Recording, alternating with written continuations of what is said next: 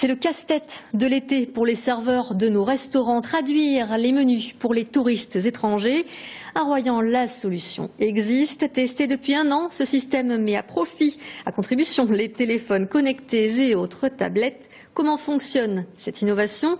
Réponse en images avec Céline Cabral et Maxime Moinas. I don't speak very well English, so you can flash.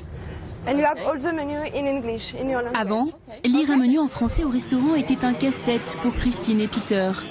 Aujourd'hui, le couple anglais flash un code barre avec un téléphone dernière génération et le tour est joué. C'est vraiment une très bonne idée pour les gens qui ne parlent pas très bien français. Ça nous encourage à aller plus souvent au restaurant et on prend plaisir à choisir nos plats. Ce système de traduction en 16 langues a déjà séduit 50 restaurateurs en France.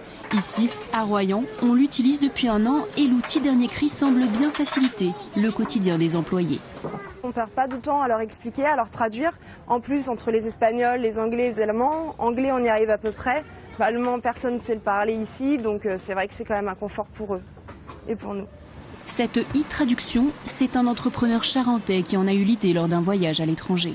Nous étions en Ukraine pour l'Euro de football en 2012 et comme on comprenait absolument rien ce qu'on mangeait dans les restaurants, nous l'avons développé en français pour nous-mêmes et après on a trouvé que l'idée pouvait s'appliquer dans d'autres secteurs d'activité, donc nous l'avons développé en 16 langues avec une possibilité pour les aveugles de pouvoir écouter dans leur langue la traduction.